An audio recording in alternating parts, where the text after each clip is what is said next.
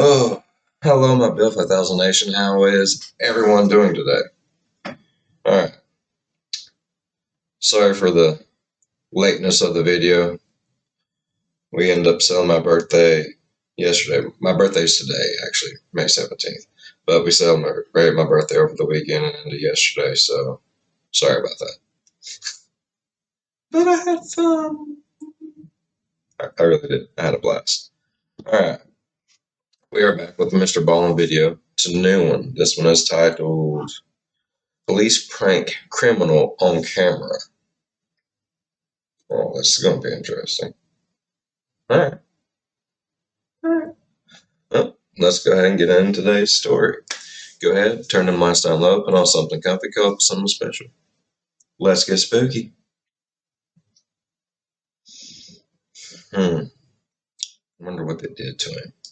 In 2009, the popular true crime TV show Cops just happened to be in South Florida filming when a truly diabolical crime was committed there. And so cops captured this crime on camera. But someone in their footage was hiding something. And when you know what that something was, it becomes very obvious when you watch. But before we get into today's story, if you're a fan of the strange, dark, and mysterious delivered in story format, then you've come to the right place because that's all we do, and we upload once or twice every week. So if that's of interest to you, please ask the like button if you can borrow their car for the week, and then when they say yes, spend that week driving around picking up as much roadkill as possible and packing it into their trunk. Picking up as much roadkill as you possibly can and pack it into their back seat in their trunk and then return the car. Also, please subscribe to our channel and turn on all notifications so you don't miss any of our weekly uploads. All right, let's get into today's story. That'd be so great.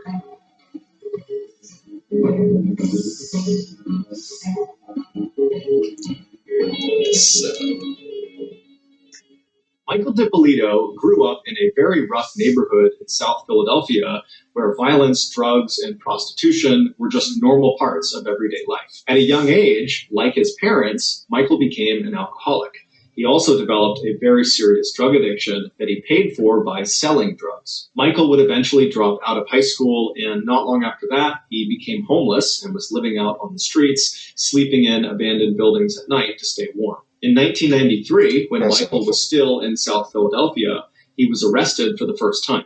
He was charged with possession of an unknown drug as well as intent to distribute this unknown drug. Court records don't specify what drug this was. However, Michael just did not show up for court, and so a warrant was put out for his arrest. Michael would somehow manage to evade police capture, and by 1997, he had fled South Philly altogether and landed in South Florida in a town called Boca Raton. Shortly after arriving there, Michael was arrested for a second time, this time for offering an undercover. Ain't that where, like, all the old people go when they retire? Like, I'm going to yeah. I don't know. The police officer $15 in exchange for sex. Michael would plead guilty to soliciting prostitution. However, he would just get released. A year after the prostitution arrest, the judge was like, you have very low expectations for $15. Just go away. Michael was sued by a former girlfriend named Karen Tan, who claimed he was the father of her son, and so he owed her child support. And Karen had a DNA test that backed up this claim. However, Michael, again, would just not show up to court, and before long, Karen just gave up and dropped the lawsuit. Michael was likely very relieved when this happened, because at the time, he was making almost no money through a temp agency. And so after this lawsuit gets dropped, Michael decides, I need to go out and make some real money. And somehow, on his quest to find a more lucrative opportunity, Michael was introduced to associates of the Bonanno family.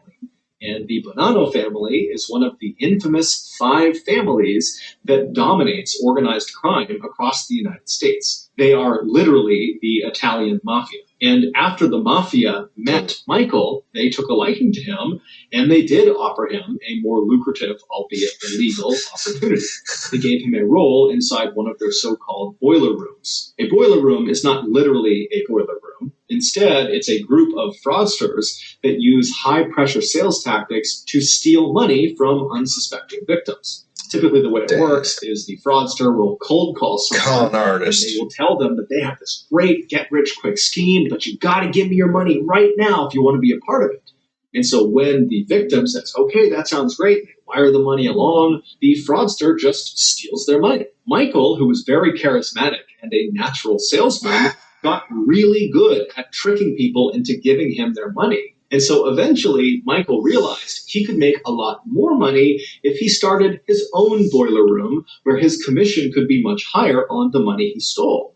And so fairly abruptly, he left the mafia's boiler room. We don't really know how they reacted to this. And Michael would set up not one, but two. I've never been in the mafia, never wanted to be a part of the mafia, but I imagine they did not take it very well. And that's their business. Like, you don't mess with mafioso money, bro. 2 boiler room scams of his own in South Florida, and by 2002, he had pocketed $155,000 of stolen money. However, he had spent virtually all of it on fancy hotels and cars and phone sex. But the good times would not last for Michael, because in 2002, the police... The good times would last. His phone died. Oh, God. I'm sorry. I should have... I'll try better. Caught on to Michael's boiler room scams, and they raided them, and Michael was arrested for a 3rd time, except this time he would go to court, he would stand trial, and he would be sentenced to 2 years in prison, 28 years of probation, and he would be ordered to pay back the $155,000 that he stole. Michael would only serve 7 months of his 2-year jail sentence, but that was more than enough to leave a huge impact on him. Michael hated prison. He hated every second of it. And so during those long, sleepless nights that he was laying awake in his cell, he made a promise to himself that when he got out, when he was released, he would never, ever come back.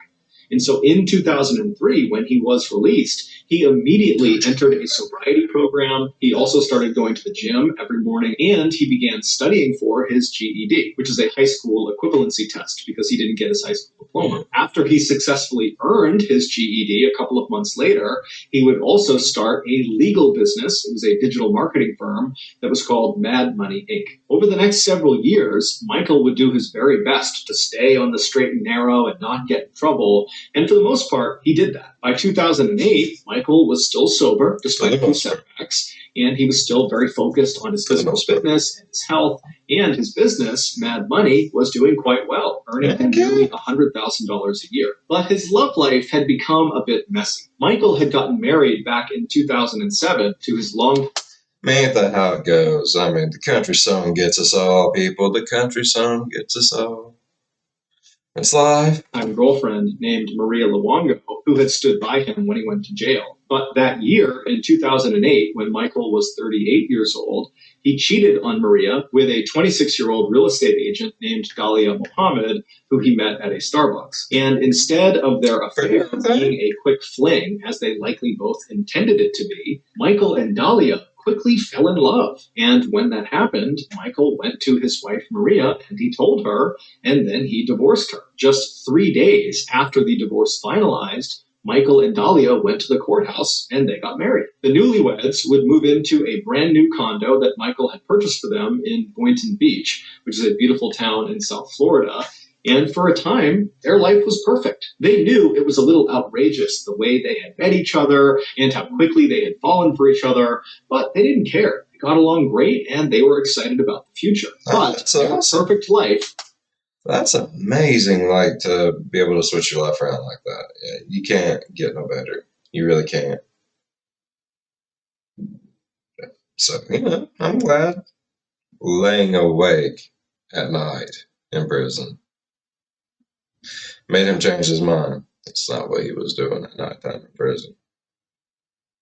Would not last long. On the evening of March 12th, 2009, so only about a month after they had gotten married, Michael and Dalia were at home in their condo when they heard a knock on the front door.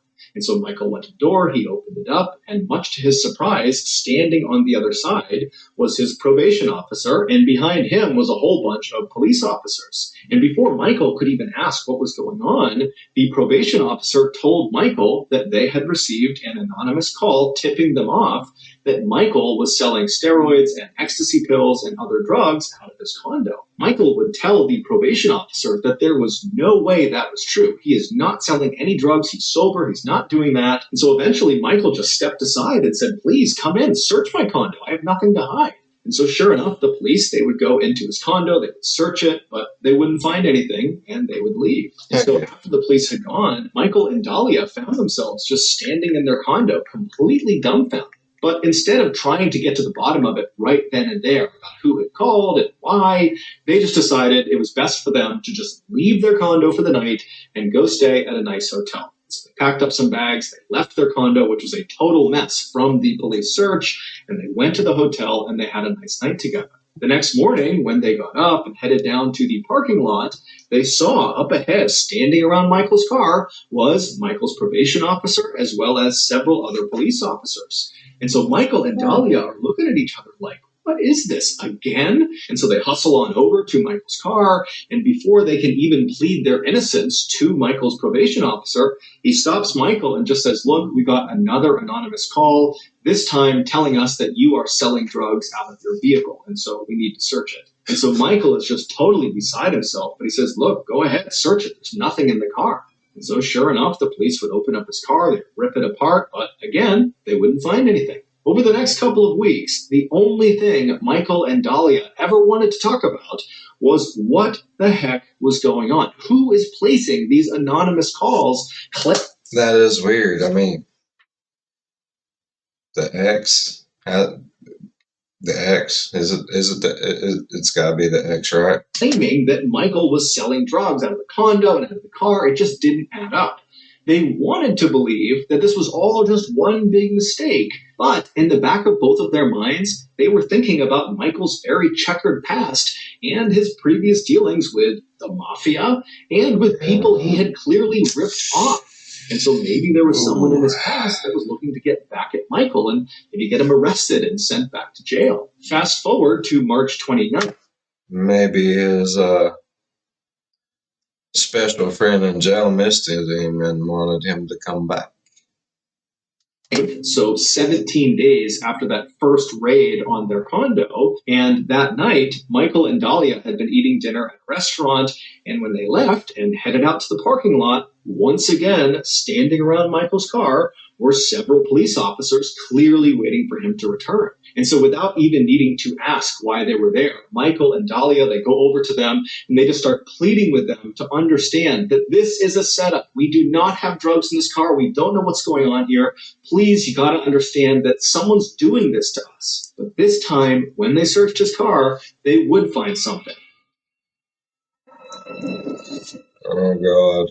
Before we go any further, I want to tell you about today's sponsor, Experian. Back when I was just a young buck in college, I was broke. And so naturally, I took out a credit card with a $5,000 limit and immediately maxed it out on buffalo chicken calzones and beer. Now, as soon as my card got declined, I didn't pay it off. Instead, I just took the card, tucked it back into my wallet, and forgot about it. But the bank did not forget about my $5,000 debt, and my failure to pay it back wrecked my FICO score. A FICO score is a type of credit score. Over the last 10 years, I've been able to rebuild my credit score, but it has been a slow and painful process. And so my suggestion to you is to avoid the unpaid beer and calzone credit trap and just closely monitor your credit score. And with Experian, you can do that for free. In addition to closely monitoring your credit score, they will also send you alerts anytime your credit changes. Experian also offers a dark web scan. If you've ever been the victim of a data breach, and you may not know if you have or not, your information potentially could live in the dark web. And that's a place where criminals could use it to commit fraud. And if that happens, it'll wreck your credit along with a bunch of other horrible things, unless you catch it and report it.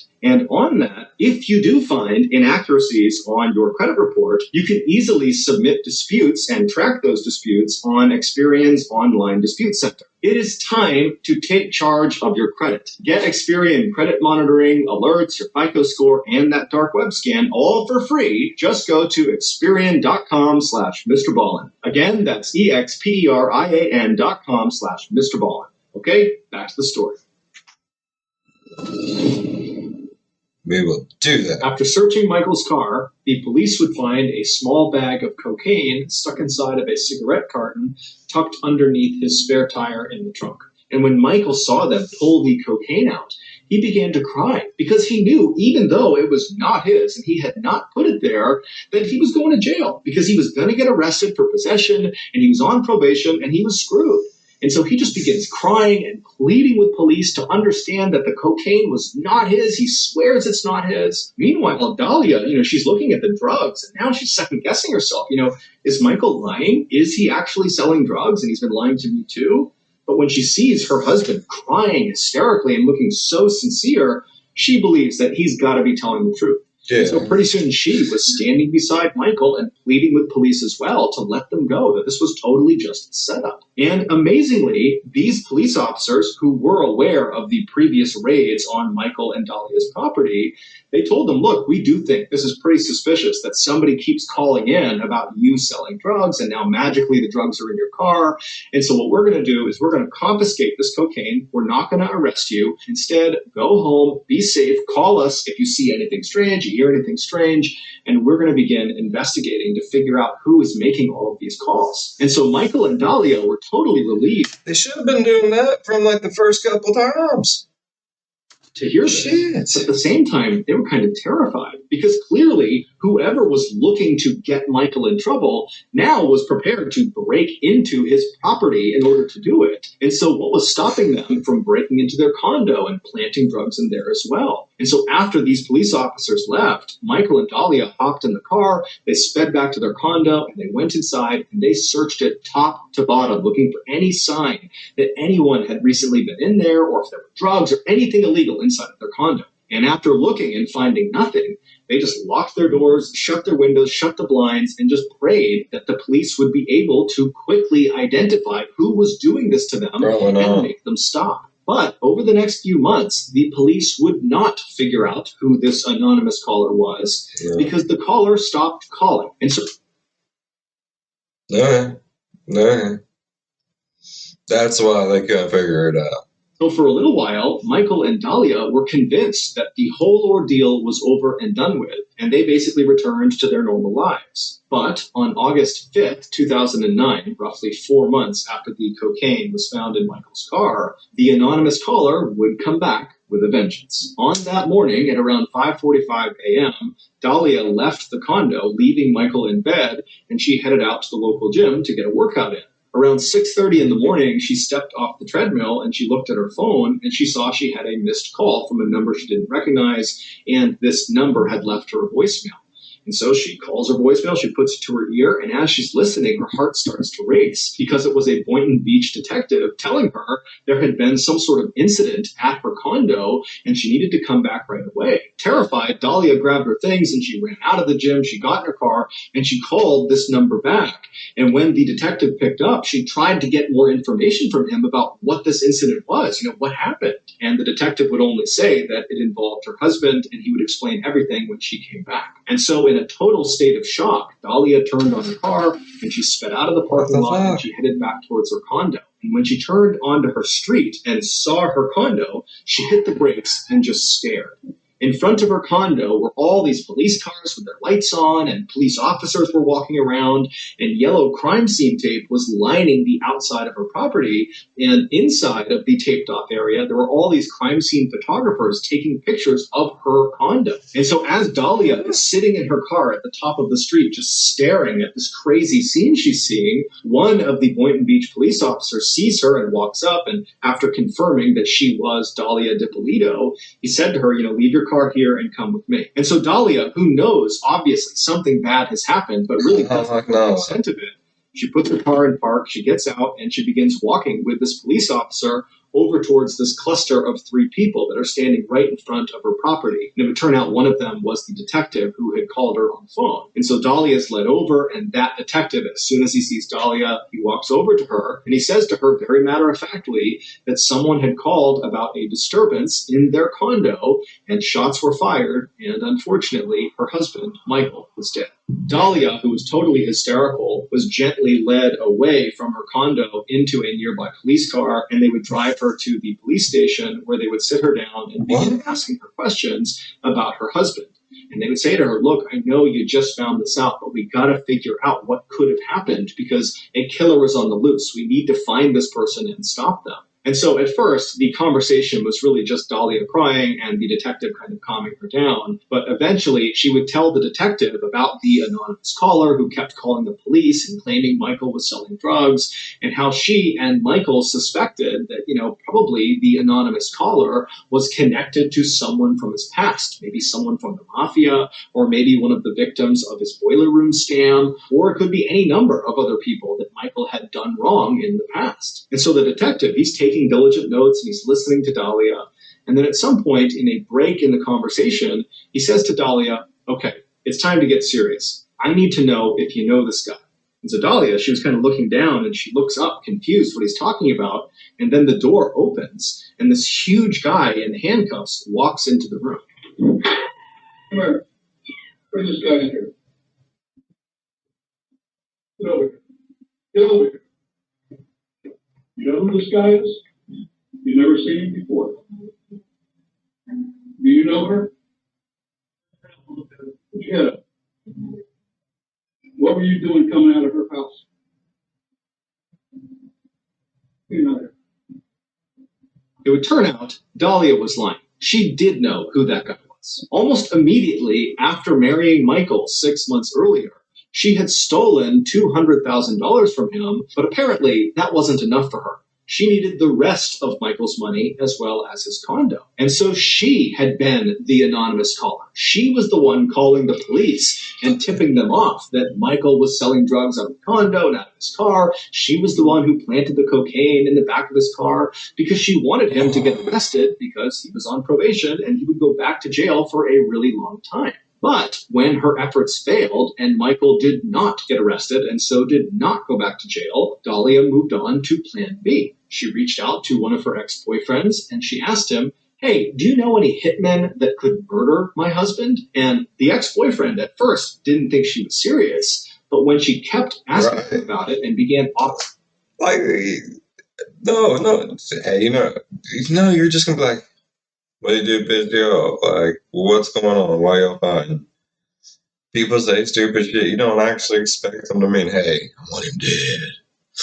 To pay, and really was making it clear that she wasn't joking around. The ex-boyfriend basically told her, no, I don't know any hitmen. And then he, the ex-boyfriend, called the Boynton Beach Police Department and told them about Dahlia and her plan to hire a hitman to kill Michael. And so when the Boynton Beach Police Department found out about this plot, they immediately had one of their undercover agents pose as a hitman and set up a meeting with Dahlia. And so the undercover agent was that huge guy in handcuffs that was led into the room with Dahlia. And so Dahlia goes to meet the undercover agent, the fake hitman. She gets into his car, and there's a hidden camera in the back seat that's filming her the whole time. And she's caught on camera saying she wants to kill her husband. She gives money to the undercover agent. And then as she's about to get out, the agent turns to her and he says, are you sure you want to do this? Because as soon as you leave, it's done. I'm going to kill Michael, and you can't stop it. This is Dahlia's reaction. There's no changing. No, there's no not that like 5,000% sure. Like, no, we do something like that. We were good to go. Like with me, you're not gonna have a problem. You're not gonna have an issue. And so the Boynton Beach Police Department, they have this motherfucker is like, oh my god.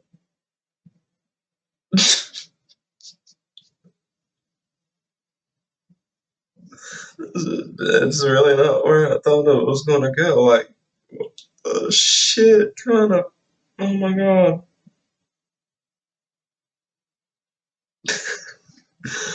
Okay.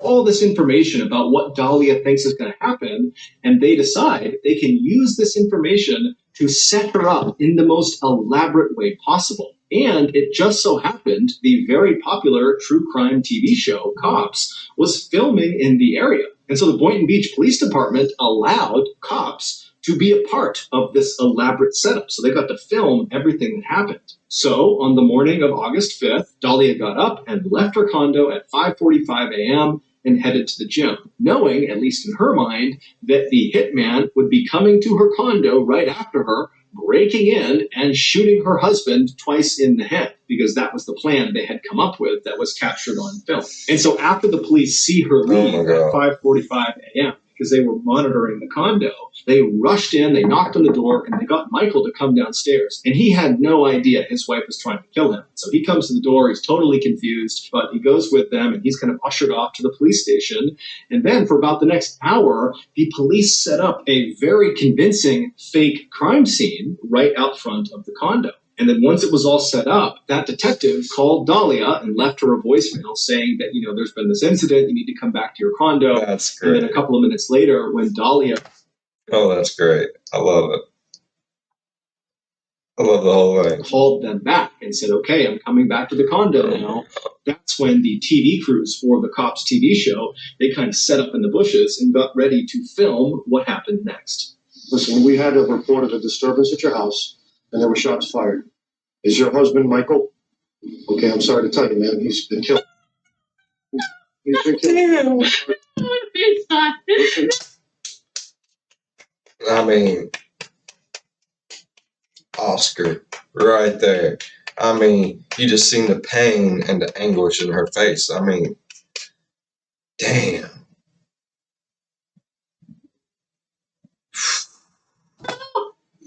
Try to calm down. Listen, right now, we need to give it a shake. We can't let you know what to do our job. After the fake hitman was pulled out... She is such a good fucking actor. Oh my god. We need to start like a MRBALLEN reward show for like best acting to try to get yourself out of a murder. That'd be amazing. Of the interrogation room after Dahlia had said, oh, I don't know who he is, the detective just stared at her in total silence for a minute. And then he broke the news that he totally knew all about her murder plot and that she was going to jail.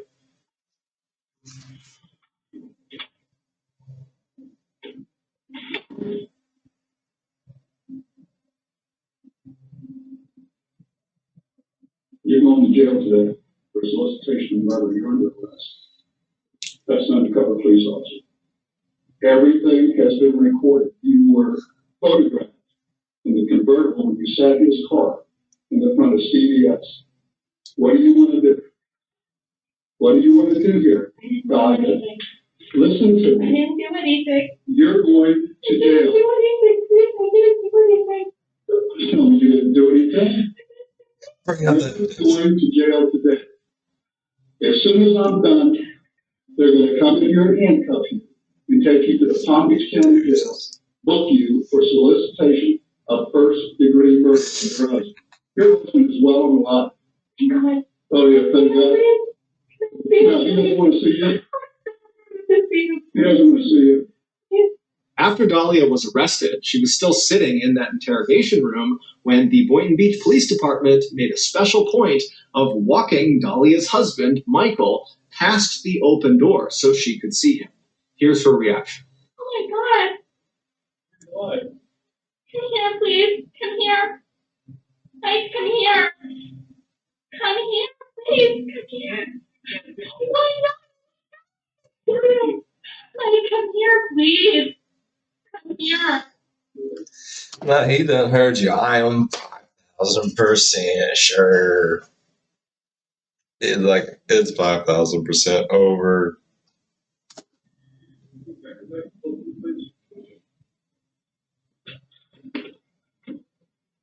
Dahlia was initially sentenced to 20 years in prison for what she had done, but after a retrial because of jury bias, her sentence was reduced to 16 years. So that's going to do it. If you got something out of today's episode and you haven't done this already, please ask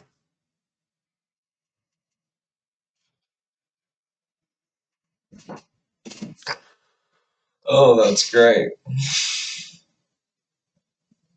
All right. Yeah. Hmm. That was amazing. I didn't do it. Well, no, we have pictures of you. I did. No. Oh, do you have a twin? No. Then it was you. An identical cousin? No. Then it was you. That shit. Oh God. Why?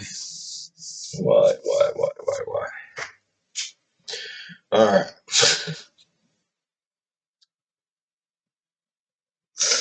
Oh damn. That's too much. But it's like one of the funniest Mr. Ballens I've heard yet. It's great. Okay. I hope you all enjoyed today's video. If you did, and you enjoyed it as much as I did, please leave a thumbs up. They help out tremendously. And once again, I am sorry that this video is coming up a day late. It is my birthday today. Thank you. Thank you. Hold your applause. Hold your applause. But we celebrated a long weekend, and I just did not get back enough time to get anything up, and I am sorry about that. But all in all, it's time to go.